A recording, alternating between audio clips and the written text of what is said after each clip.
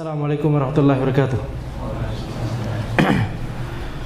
Innal hamdalillah nahmaduhu wa nasta'inuhu wa nastaghfiruh. Wa na'udzu billahi min shururi anfusina wa min sayyiati a'malina. May yahdihillahu fala mudilla lahu wa may yudlil fala hadiya lahu. Wa asyhadu an la ilaha illallah wahdahu la syarika lahu wa asyhadu anna Muhammadan abduhu wa rasuluh. Allahumma shalli wa sallim ala sayidina Muhammad wa ala alihi wa sahbihi ajma'in. Amma ba'd. Kita lanjutkan insyaallah pembahasan kitab Tadhkiratus Sami' wal Mutakallim fi Adabil Alim wal Muta'allim karya Ibnu Jama'ah Al-Kinani Asy-Syafi'i rahimahullahu taala. Kita sampai pada pembahasan bab tentang adab bermuamalah dengan kitab. Adab yang ketiga, idza nasakha minal kitabi aw tala'ahu fala yada'uhu 'alal ardi mafrushan mansura. Ketika seorang penuntut ilmu itu mau menyalin dari kitab atau mau menelaahnya, mau membacanya, maka jangan dia letakkan kitab tersebut di atas tanah mafrushan mansura, dalam kondisi terbuka lebar, yakni terbuka lebar, sehingga kalau bahasa atau di kebiasaan kita, kitabnya ditaruh di tanah, di lantai, terus dibuka lebar.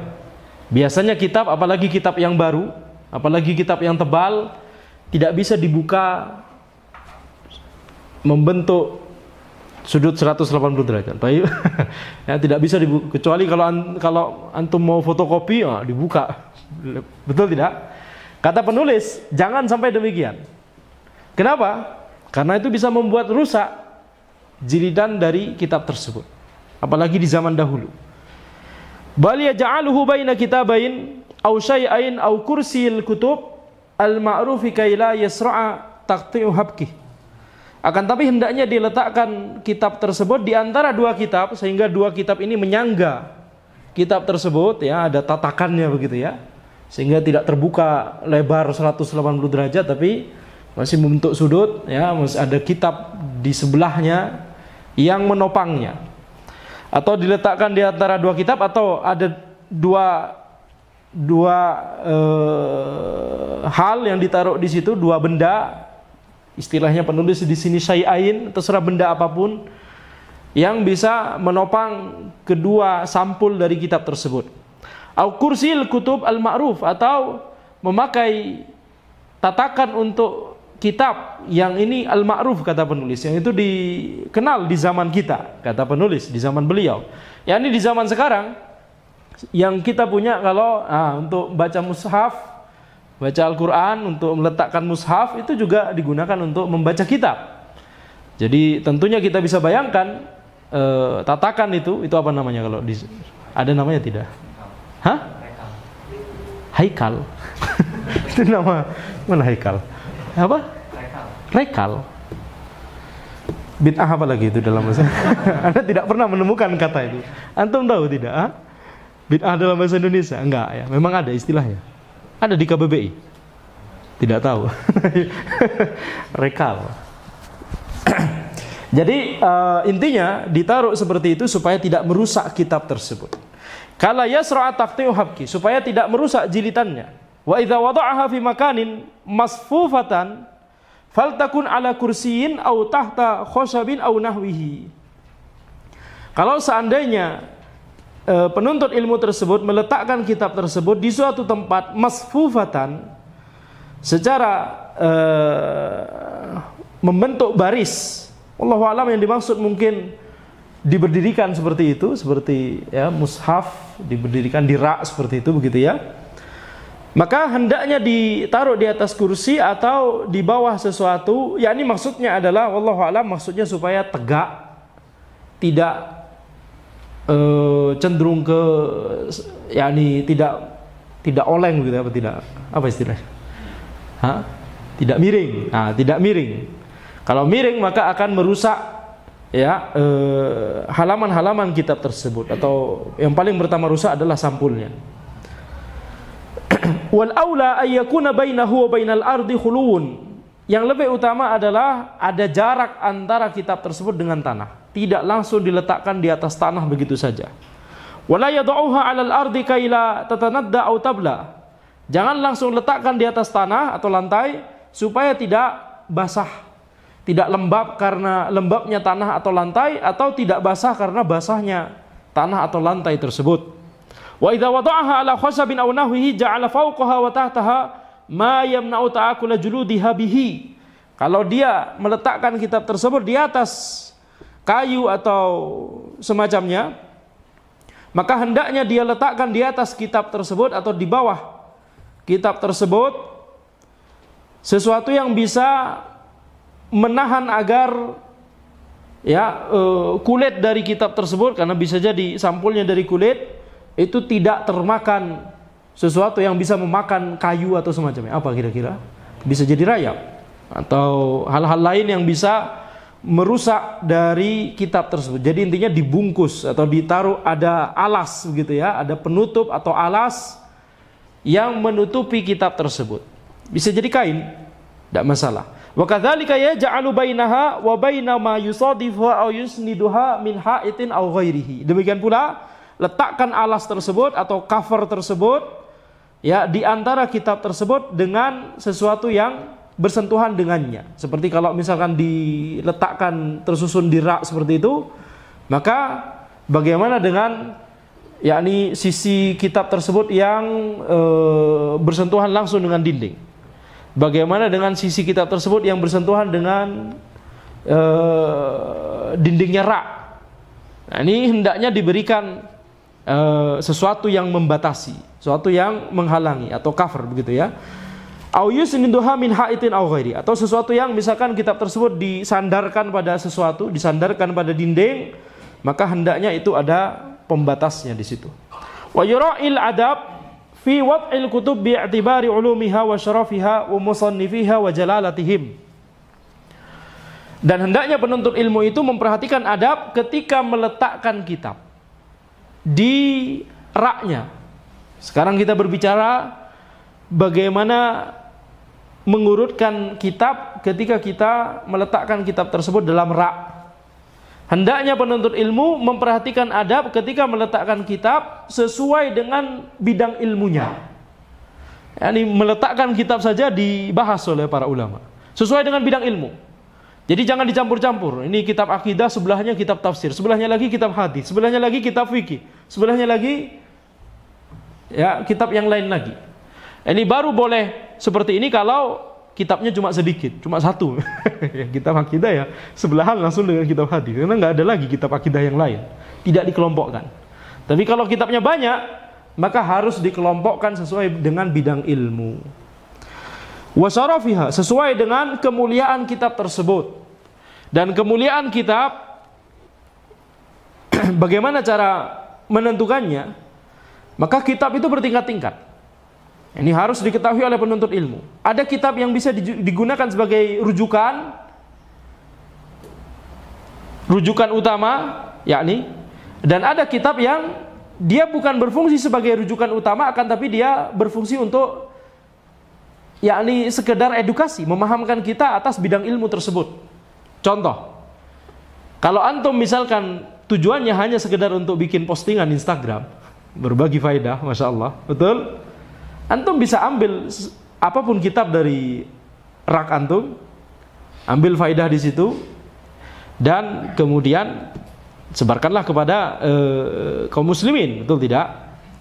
Tapi ini yang seringkali ana sarankan, jangan kemudian kita takalluf, kita memberatkan diri melakukan hal ini. Karena ada sebagian orang yang punya target, setiap hari ana harus punya postingan satu supaya engagement selalu tinggi. Di sosmed, istilahnya engagement. Anda belajar itu istilah itu akhirnya ya. Istilahnya engagement. Akhirnya harus ada satu postingan minimal, harus ada satu faedah minimal yang harus dibuat, diposterkan gitu ya.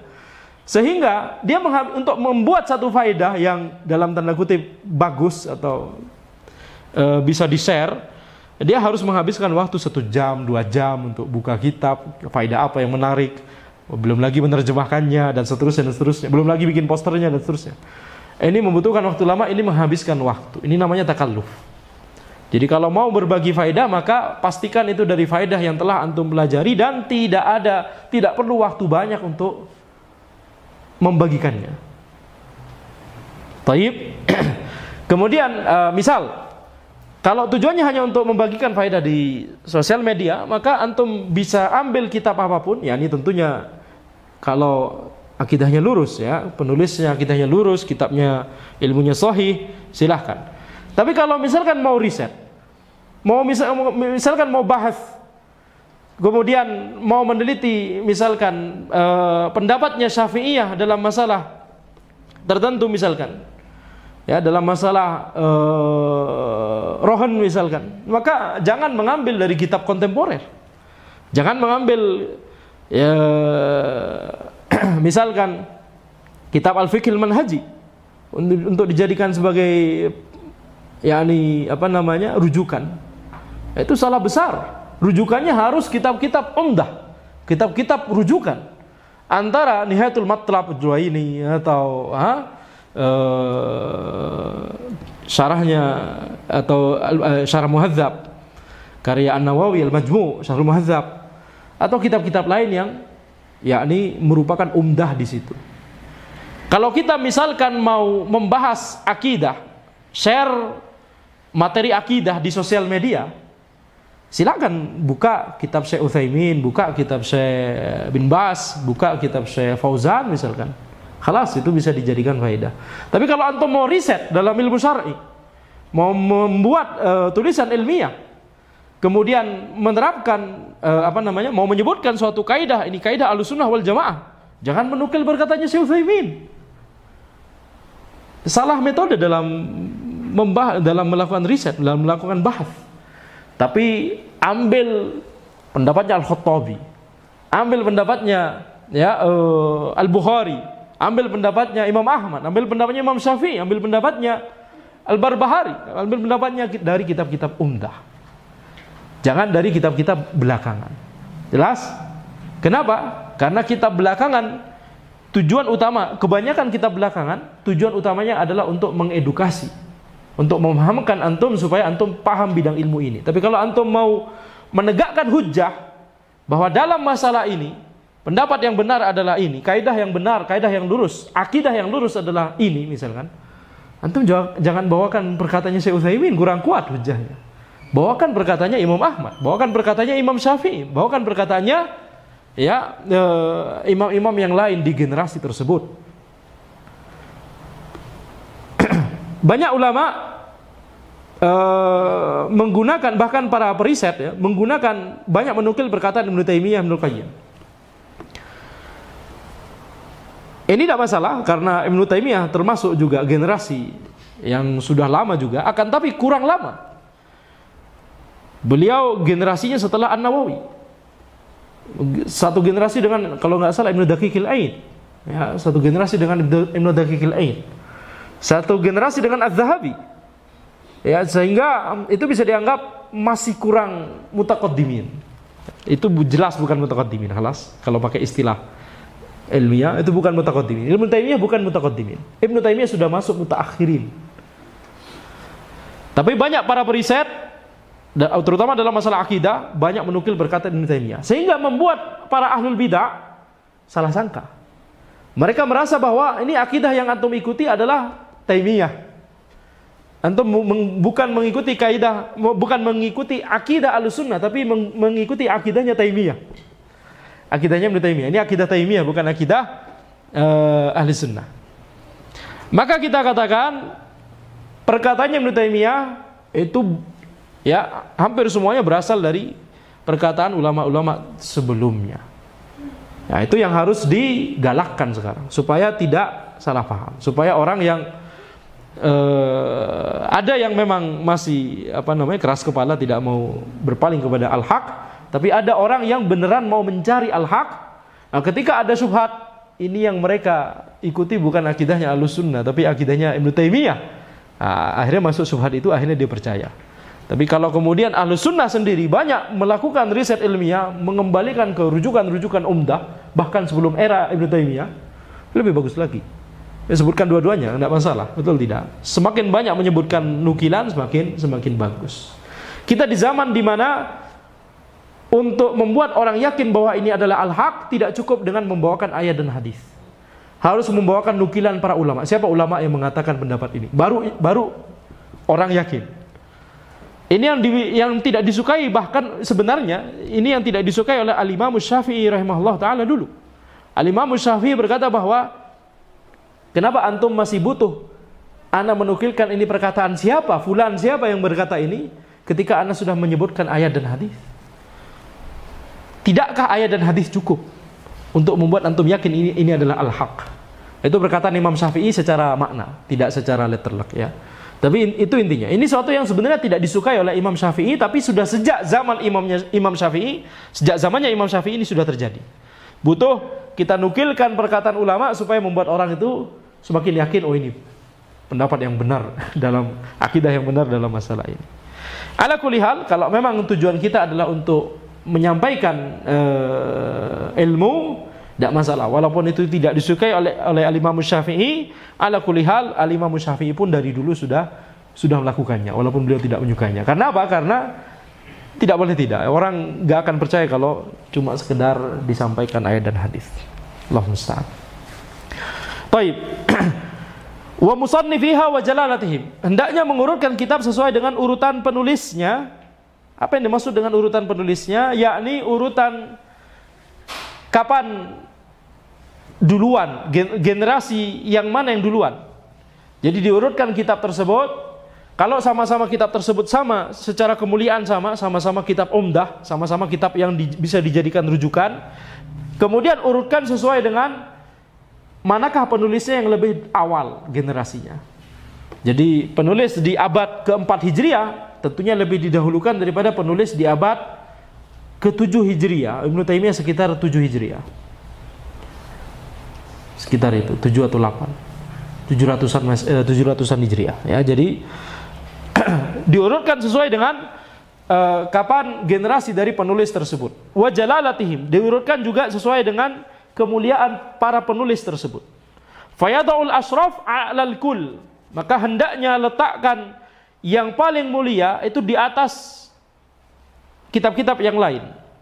Tsumma yura'it tadrij, kemudian perhatikan urutan yang lebih mulia diletakkan lebih atas daripada yang urutannya berikutnya. Fa in kana fihal mushaful karim ja'alahu 'alal kull. Kalau ada mushaf, maka mushaf tentunya diletakkan paling atas. Wal aula ayyakuna fi kharitatin dzati urwatin fi mismarin aw watadin fi ha'itin tahirin nadhifin fi zadril majlis. Dan yang paling utama adalah hendaknya letakkan kitab tersebut dalam kharitah dzati urwah, yakni sebuah wadah yang ada kemudian gantungannya yang digantung di mismar, di paku atau watat atau semacam paku atau pasak gitu ya. Fi ha'itin tahirin nadhif, yang diletakkan di dinding yang suci dan bersih, fi sadril majlis, di bagian awal dari majlis, di bagian depan dari ruangan tersebut. Yani intinya dibikin seperti rak seperti itu begitu ya, diletakkan di dinding. Dan ini penulis berkata, dulu mungkin kebiasaan di zaman itu meletakkannya atas ke bawah begitu ya. Tapi kalau di zaman ini diletakkan secara berdiri seperti itu ya, jadi tidak satu kitab di atas kitab yang lain, akan tapi satu kitab di sebelah kitab yang lain. Summa kutubul hadis as-sirf ka sahih Muslim. Kemudian kitab hadis as-sirf, yakni kitab hadis yang murni hadis seperti sahih Muslim. Zahirnya adalah penulis mendahulukan sahih Muslim daripada sahih Bukhari. Kenapa tidak disebut sahih Bukhari di sini? Sebagian ulama berpendapat bahwa Sahih Bukhari lebih utama daripada Sahih Muslim karena standarnya Al-Bukhari dalam menetapkan hadis sahih lebih ketat daripada standarnya Al-Imam Muslim rahimahumallahu ta'ala. Sebagian argumentasinya juga dalam memprioritaskan Sahih Bukhari adalah karena Al-Imam Al-Bukhari rahimahullah melakukan ijtihad fikih. Beliau meletakkan hadis sesuai dengan urutan bab. Sesuai dengan urutan bab. Jadi maksudnya adalah yakni bahkan di dalam sebuah bab di situ ada subbabnya itu ditulis sendiri oleh Al-Imam Al-Bukhari. Jadi dari judul subbabnya kita bisa mengetahui pemahamannya Al-Imam Al-Bukhari terhadap hadis tersebut. Itu kalau Al-Imam Al-Bukhari. Jadi beliau kelihatan istihadnya dari bagaimana beliau membuat judul bab dan judul subbab. Tapi kalau Imam Muslim tidak melakukan hal tersebut. Judul bab dan judul subbab itu dari Al-Imam An-Nawawi. Dalam syarah beliau terhadap Sahih Muslim, Al-Imam An-Nawawi punya kitab Al-Minhaj, beda dengan Al-Minhaj di fikih, Minhajut Talibin. Tapi ada satu lagi kitab syarah hadis Muslim, syarah Sahih Muslim, yaitu Al-Minhaj juga namanya. Maka istihadnya Imam Muslim nggak kelihatan. Dan Imam Muslim itu setiap ada satu hadis, tapi ada beberapa sanad, digabung semuanya dalam satu tempat.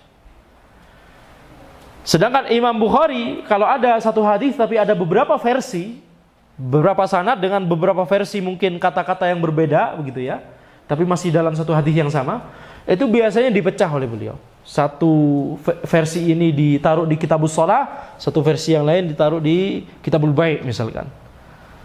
Karena bisa jadi dari satu hadis yang sama bisa diambil faidah tentang sholat dan bisa diambil faidah tentang jual beli misalkan. Ini contoh saja. Maka oleh Al-Imam Al-Bukhari disebar. Jadi banyak pengulangan hadis. Hadis ini nomor 1 disebutkan juga di nomor 2000 sekian. Disebutkan juga di nomor 5000 sekian begitu ya. Pengulangan hadis banyak di beberapa tempat yang berbeda-beda karena mengikuti konten dari hadis tersebut, isi dari hadis tersebut, faidah dari hadis tersebut. Kalau Imam Muslim tidak. Beliau setiap ada satu hadis dengan beberapa versi, beberapa sanad, maka digabung semuanya dalam satu tempat. Sehingga berurutan itu. Dan tidak mungkin hadis yang sama diletakkan di tempat yang jauh. Pasti semuanya digabung di satu tempat. Makanya kata para ulama, ya ini cuma intermezzo saja, ya ini mungkin senda gurau saja dari para ulama. Ulama hadis lebih menyukai Sahih Muslim, ulama fikih lebih menyukai Sahih Bukhari. Karena sesuai dengan pola pikirnya. Ulama hadis pola pikirnya adalah bagaimana kita menjamak, mengumpulkan turuk, mengumpulkan sanad, ya. Nah, itu lebih mudah di Sahih Muslim. Kalau di Sahih Bukhari harus dikumpulin nomor 1, hadis yang sama nomor 1 muncul lagi di nomor 3000 sekian. Susah mengumpulkannya. Tapi para fuqaha, para usuliyun lebih suka Sahih Bukhari. Pengurutannya Sahih Bukhari karena disesuaikan dengan tempat berhujjahnya. Hadis tersebut kandungannya tentang sesuatu ini, diletakkan masing-masing di tempat-tempat tersebut. Tapi dengan sanad yang berbeda, tidak ada sanad yang sama ditempatkan di tempat yang berbeda. Ya, Anda sedang berpikir apakah ada pengecualian tentang hal tersebut? Nanti saja. Ya, taib. Jadi itu hukum asalnya. Nah sekarang penulis tampaknya lebih mengutamakan Sahih Muslim. Karena memang sebagian ulama ada yang lebih menganggap Sahih Muslim lebih utama. Kenapa demikian? Karena Sahih Bukhari itu dipenuhi dengan perkataan selain hadis. Juga dipenuhi dengan perkataan selain hadis. Contohnya perkataan Imam Bukhari tadi. Ya, perkataan Imam Bukhari yang di judul bab, judul subbab itu siapa yang membuat? Imam Bukhari. Berarti perkataan siapa? Perkataannya Imam Bukhari. Lafadznya Imam Bukhari. Kemudian di awal bab atau di awal subbab biasanya disebutkan pendapatnya sahabat, perkataannya sahabat atau perkataannya tabi'in atau perkataannya tabi'in. Nah, ini berarti kan bukan sabdanya Nabi Muhammad SAW, betul tidak?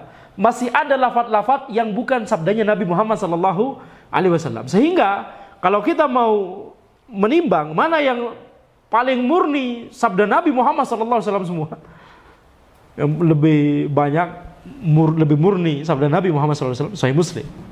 Makanya mungkin beliau memilih di sini contohnya Sahih Muslim bukan Sahih Bukhari, mungkin karena itu. Summa tafsirul Quran. Jadi setelah mushaf, kemudian urutannya adalah kitab-kitab hadis, terutama kitab-kitab hadis yang murni hadis, bukan kitab hadis, tapi ada syarahnya. Ya, kalau ada syarahnya berarti ada lafaz selain lafaznya Nabi Muhammad SAW. Jadi mushaf, kemudian kitab hadis, kemudian tafsir Quran, karena dia menafsirkan kalamullah. Kemudian summa tafsirul hadis, tafsir hadis yakni syarah hadis, karena dia menjelaskan kalam dari Nabi kita Muhammad SAW. Summa usuluddin, kemudian kitab usuluddin yakni kitab akidah. Summa usulul fiqh, kemudian kitab usulul fiqh. Summa al-fiqh, kemudian kitab fikih. Summa nahwu wat tasrif, kemudian nahwu dan tasrif yakni sharaf. Summa asy'arul arab, kemudian syair-syair orang Arab. Summa al-arud, yakni ilmu yang mempelajari tentang pola dari syairnya orang Arab. Jadi ini urutan bidang ilmu sesuai dengan yang disebutkan oleh para ulama.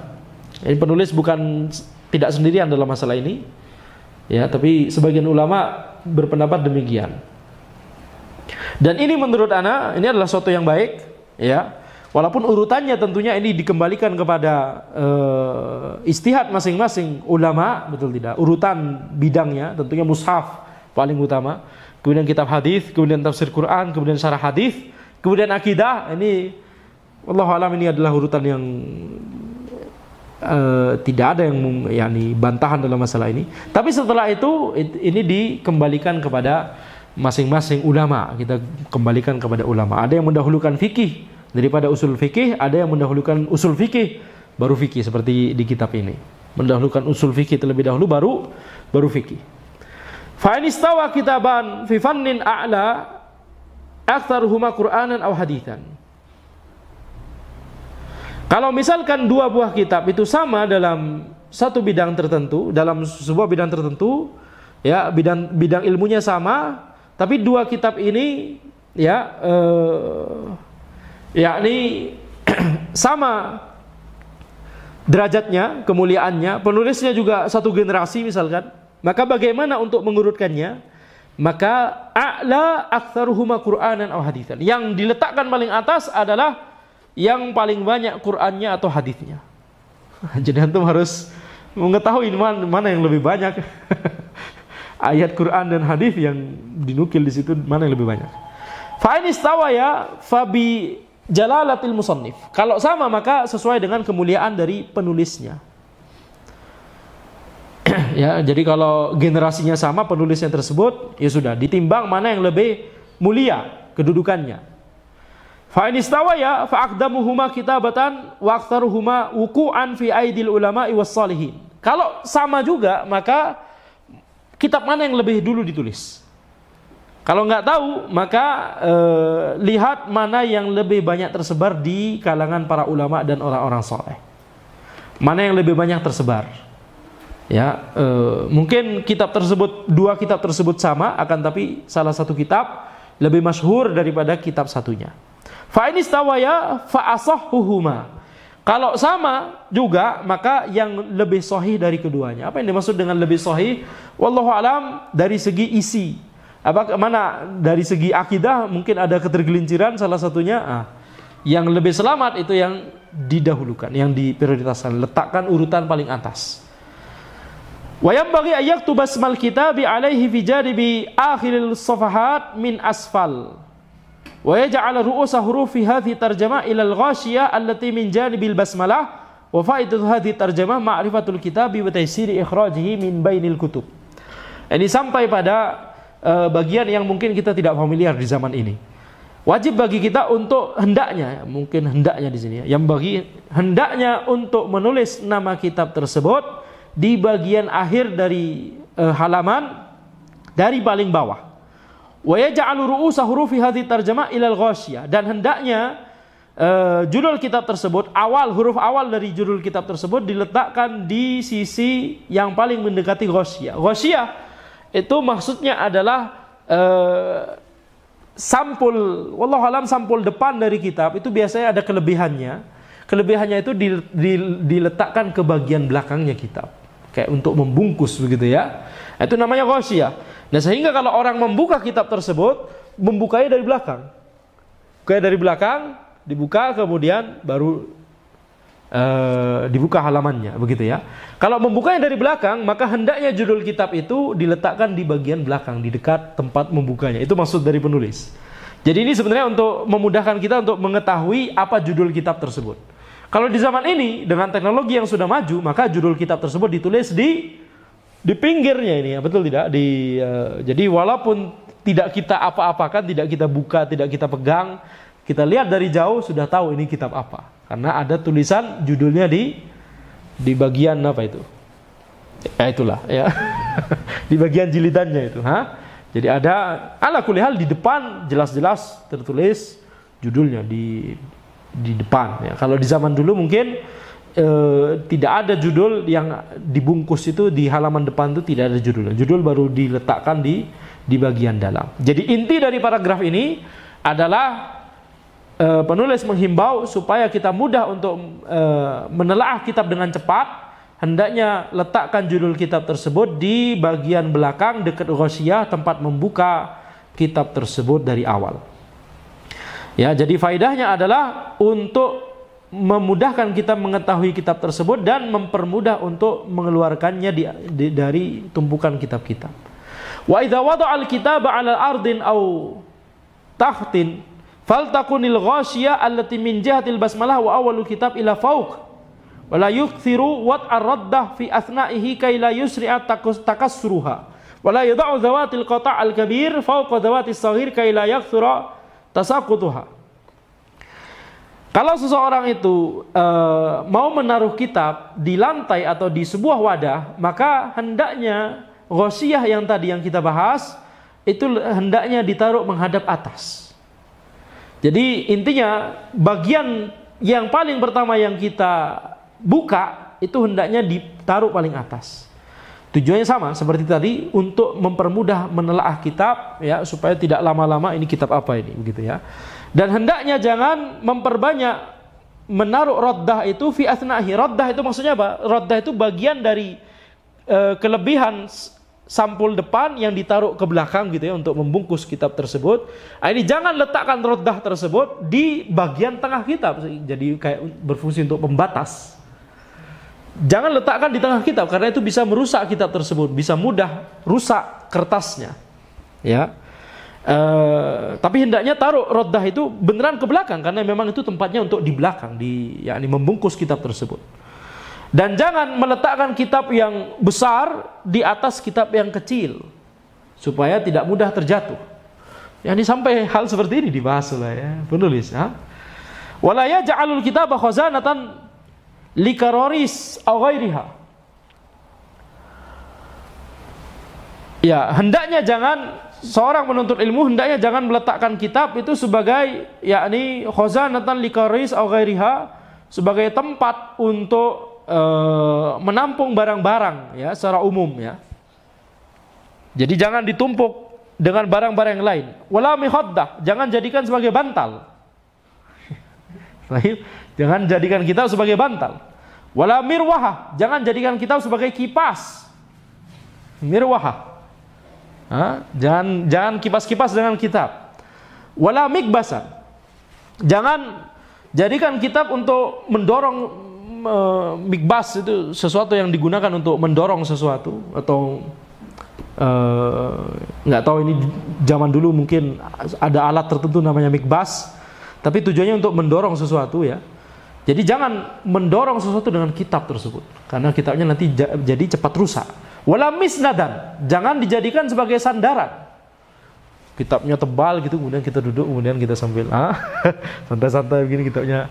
Jangan jadikan sandaran. Wala muttaka, jangan digunakan untuk muttaka, yani yattaki, bersandar ke belakang seperti ini. Jangan jadikan kitab sebagai tempat sandaran. Wala miktalatan lil baq wa ghairihi, jangan jadikan kitab alat untuk bunuh serangga atau bunuh kutu, bunuh serangga, tak gitu ya. Pakai kitab tauhid misalkan, jangan, nggak boleh. Ini santri-santri pondok ini penyakitnya ini, santri pondok betul tidak?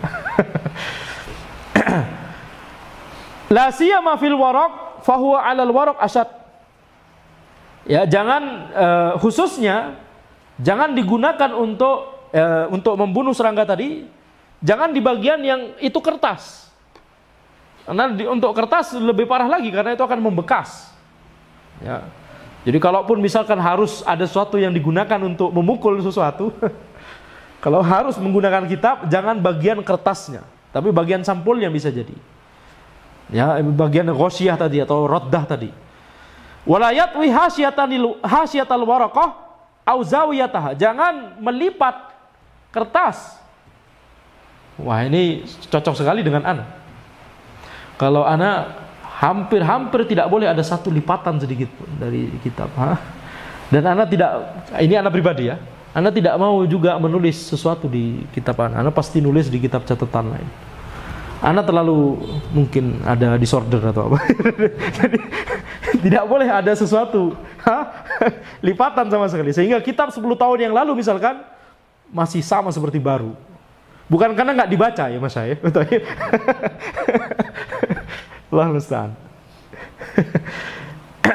Tapi karena tadi ya, wala yatwi hasyatal waraq wala yu'limu bi'udin aw syai'in jafin bal biraqatin aw nahwiha.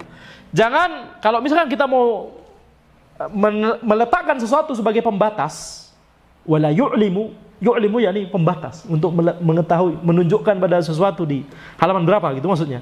Ini i'lam, alat untuk i'lam. Ini pembatas buku. Jangan jadikan pembatas buku yaitu sesuatu yang terbuat dari kayu misalkan, atau sesuatu yang itu bisa membekas pada kitab tersebut. Jadi kalau bayangkan kayu misalkan dijadikan pembatas, pensil lah misalkan, pensil. Jadikan pembatas, kira-kira kitabnya jadi gimana? Jadi melengkung, betul tidak? Nah, itu anak sangat anti sekali. Jadi jangan coba-coba minjem kitab anak, betul tidak? Kalau antum tidak punya standar yang sama dengan ya, jadi megang kitab harus hati-hati. Jadi kalau misalkan ada thalib pinjam kitab anak, kemudian dia pegang kitab pertama kali, anak langsung pelototi. Hati-hati antum megang kitab anak.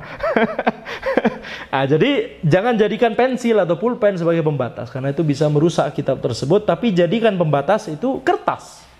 Kertas juga, kalau kertas jadi pembatas maka itu tidak akan membekas.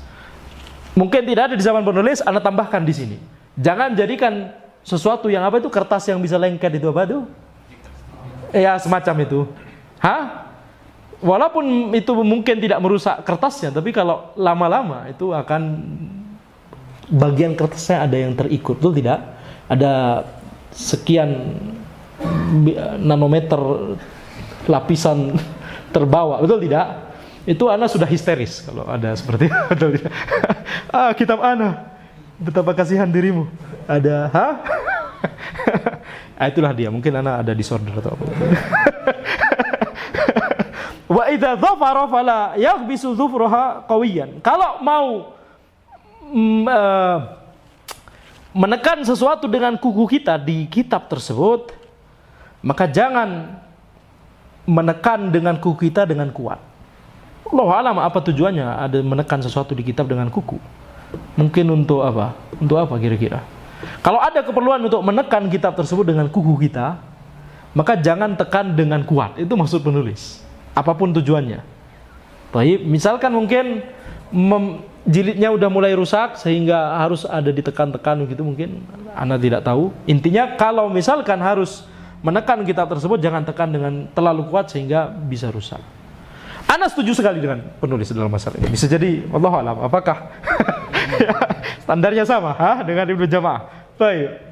Demikian yang bisa Anda sampaikan dalam pertemuan kita. Ini adab dalam merawat kitab. Ya, semoga kita bisa mendapatkan manfaat dari pembahasan ini. Belum azan, betul tidak? Masih ada waktu untuk sesi tanya jawab berarti.